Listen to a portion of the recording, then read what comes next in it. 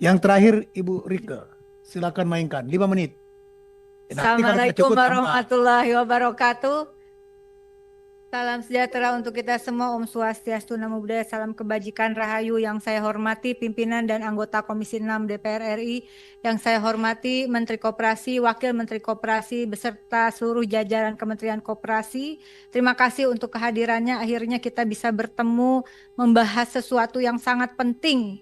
Ini adalah suatu langkah yang progresif kalau menurut saya dalam menyikapi bukan hanya kondisi nasional kita, tetapi secara geopolitik maupun geoekonomi. Bapak izinkan di tangan saya, ini ada buku yang sangat tebal, ya. Ini adalah roadmap pembangunan pertama Indonesia yang disebut dengan Pola Pembangunan Nasional Semesta Berencana.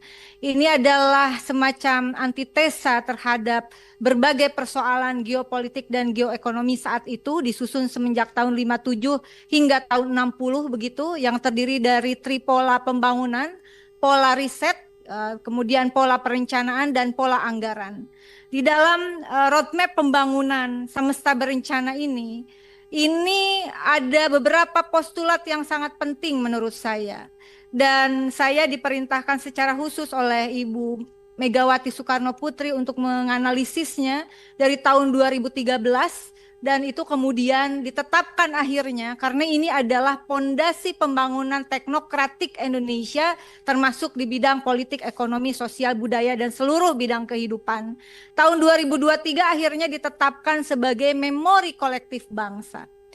Saya membaca sesuatu yang sangat penting dan nanti terkait dengan koperasi bahwa di dalam konsep ini dalam sistem sudah otonomi daerah, berarti sama dengan saat ini. Ya, kita pernah sentralistik, tapi sebelumnya pondasi kita adalah roadmap pertama pembangunan Indonesia adalah desentralisasi dalam perspektif NKRI, otonomi daerah dengan memperkuat democratic rural development. Oleh sebab itu desa menjadi sangat penting, pembangunan desa menjadi sangat penting dan salah satu hal yang menjadi marwah dari pembangunan desa itu adalah di dalam arsip yang sangat penting ini adalah koperasi desa harus didirikan di setiap desa. Itu sudah ada arsipnya. Nanti boleh kita sharing dan boleh kita diskusi, Bapak. Sehingga menurut saya peran desa kita sepakati bersama menjadi sesuatu yang sangat fundamental di dalam kehidupan berbangsa, bermasyarakat, dan bernegara hari ini dan di masa yang akan datang.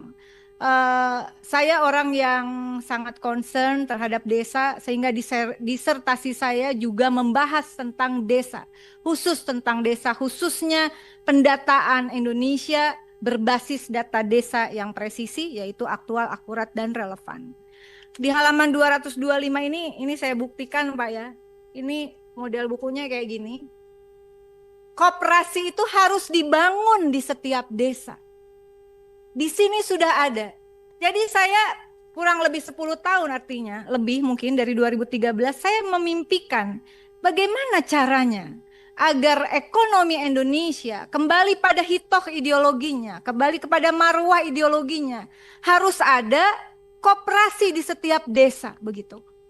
Dan saya begitu bersemangat, mungkin dari sedikit orang yang bersemangat dan antusias terhadap lahirnya Instruksi Presiden nomor 9 tahun 2025 tentang Koperasi Desa Merah Putih yang harus dibangun di seluruh penjuru desa di tanah air.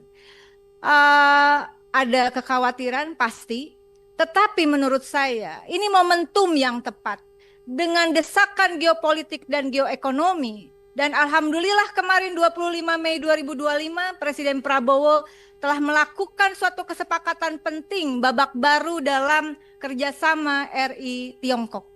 Ya, ini juga nanti barangkali ada korelasinya. 12 MOU kurang lebih terkait penguatan industri, kemudian juga ekonomi, sosial, budaya. Pastinya ke depannya saya berharap ini juga memperkuat koperasi desa. Nah, kemudian di dalam saya ingin kita mengetahui bahwa ada arsip penting ini begitu, dan Ibu Megawati secara khusus selalu menekankan bahwa kedudukan dan peran koperasi. Pertama adalah alat untuk melaksanakan ekonomi Pancasila. Kedua, sebagai sendi kehidupan ekonomi bangsa. Dan terakhir adalah dasar untuk mengatur perekonomian rakyat. Koperasi, khususnya koperasi desa, adalah suatu instrumen untuk memenuhi amanat konstitusi tercapainya 5 hak konstitusional rakyat. Hak kesejahteraan rakyat, pertama adalah terpenuhinya hak rakyat atas sandang, pangan, dan papan. Kedua, terpenuhinya hak rakyat atas pendidikan dan kebudayaan. Ketiga, kesehatan, pekerjaan, dan jaminan sosial. Keempat, kehidupan sosial, perlindungan hukum, dan HAM. Dan yang kelima adalah terpenuhinya hak rakyat atas lingkungan hidup yang baik, aman, dan nyaman. Di dalam arsip ini juga dikatakan, saya sebenarnya hanya mensummary apa yang disampaikan oleh teman-teman terdahulu. Kekhawatiran soal pembiayaan. Di dalam arsip semesta berencana dikatakan, pertama, pembiayaan yang bersumber dari pemerintah. Jadi boleh, Pak. Bukan tidak boleh.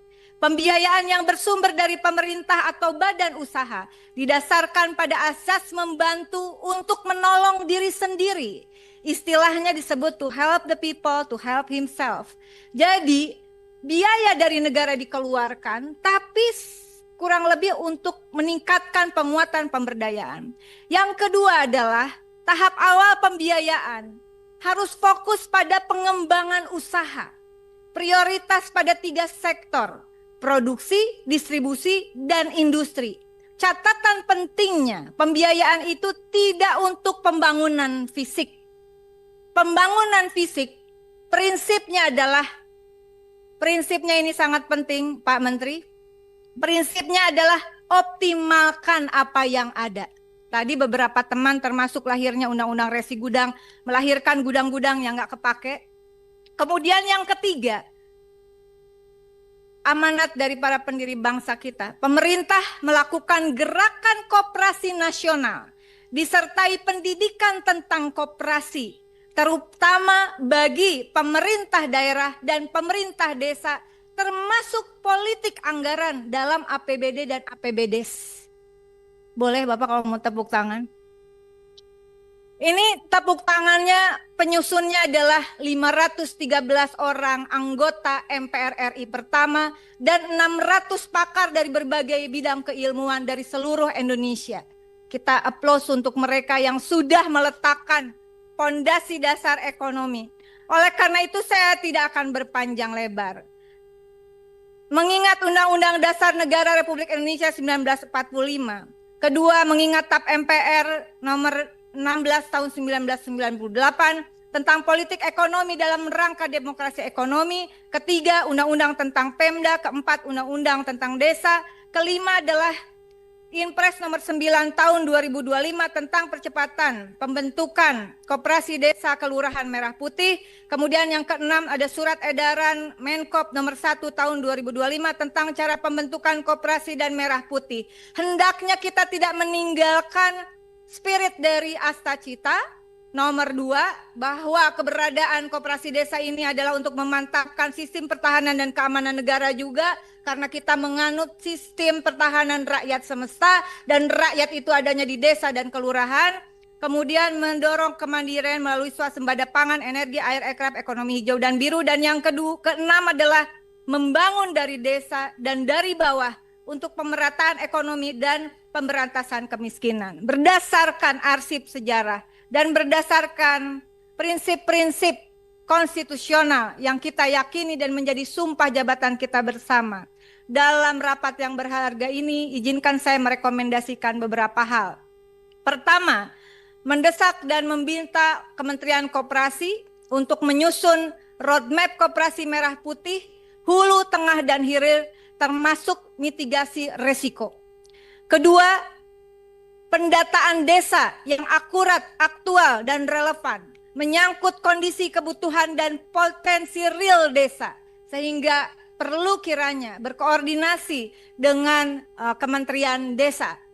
Yang ketiga adalah terkait skema pembiayaan, menyusun skema pembiayaan yang bersumber dari pemerintah pusat, daerah, dan desa, serta dari badan usaha, negara maupun swasta, serta mitigasi resiko dari pembiayaan ini. Yang keempat, mendesak Kementerian Koperasi bekerja sama dengan kementerian lain yang ditugaskan, 13 kementerian Bapak kalau saya tidak salah, betul? 13 kementerian dan 13 kementerian, lembaga, dan juga ada badan di sana untuk inventarisir dan optimalisasi aset pemerintah pusat, daerah, dan desa, serta aset BUMN, BUMD, dan BUMDes. Yang juga melakukan inventarisir terhadap koperasi yang telah existing dan bidang usahanya apa. Sehingga ini tidak terjadi bentrokan-bentrokan atau bisa diminimalisir lah konflik di bawah ini. Yang kelima adalah mendesak Kementerian Koperasi fokus usaha koperasi sesuai dengan amanat para pendiri bangsa kita. Di bidang produksi, distribusi, dan industri, terutama 5 bidang industri yang menjadi penting juga produksi dan distribusinya, yaitu pertama, sandang, pangan, dan papan. Kedua, energi khususnya energi terbarukan. Ketiga, bahan baku industri. Keempat, farmasi dan obat-obatan tradisional, serta pariwisata. Keenam, mendesak Kementerian Koperasi untuk melakukan harmonisasi peraturan perundang-undangan yang berkorelasi dengan pembentukan dan penguatan koperasi, termasuk evaluasi terhadap draft perubahan Undang-Undang Nomor 25 Tahun 1992 tentang perkoperasian yang sedang dalam proses pembahasan dengan DPR. Perlu dievaluasi, kalau perlu ditarik lagi, tarik lagi, Pak. Apakah ini sudah secara sinkron? Sudah secara sinkron. Pak Sekjen, mohon perhatiannya, karena apabila dikehendaki, sesmen ya, apabila dikehendaki kemudian koperasi menjadi instrumen pula agar terjadinya penyaluran subsidi negara yang akurat dan tepat, saya kira harus juga ada harmonisasi dengan peraturan perundang-undangan khususnya Perpres terkait beberapa subsidi yang itu sudah ada, Pak. Karena kalau tidak, apa yang dikhawatirkan oleh teman-teman Komisi 6 yang sudah bicara terdahulu saya kira akan berakibat fatal, ya. Itu saja yang saya sampaikan, cukup panjang, tetapi karena saya terlalu bersemangat. Ini momentum kita semua. Ini bukan hanya persoalan kehendak orang per orang. Ini adalah suatu kehendak bersama. Dan ini harus menjadi gerakan nasional. Gerakan kita semua. Ini momentumnya. Mumpung langsung dikeluarkan instruksi presidennya, tinggal implementasinya. Kawal semua pihak. Bahwa koperasi Desa Merah Putih, Bapak. Makanya saya bilang, Pak Menko, fokus Pak, fokus. Hal-hal yang tidak menyangkut koperasi desa bisa diwakilkan, Bapak tanggapi, wakilkan Pak. Jadi Bapak nggak keselip lidah. Dan ini sangat penting karena ini adalah hajat besar Pak Menko. Hajat besar Pak. Jangan sampai gagal Pak. Momentum tidak datang 2 kali Pak. Ini legacy Pak. Kalau berhasil ini menjadi legacy untuk bangkitnya ekonomi Indonesia. Kalau tidak berhasil, ini jajaran Kementerian Koperasi adalah orang yang paling bertanggung jawab dunia akhirat. Ya. Kalau ini sampai gagal. Betul Pak. Jadi mari kita bersemangat dan tolong terakhir tadi pesan juga dari Ibu Ketua, libatkan kami sebentar lagi reses dalam sosialisasi, setidaknya infokan Pak. Jadi kami bisa hadir untuk daerah-daerah pemilihan kami. Dan pribadi dari saya mohon pengawalan, saya sedang melakukan riset untuk Koperasi Desa Merah Putih berbasis data desa presisi di salah satu desa di Provinsi Bali. Di Bali.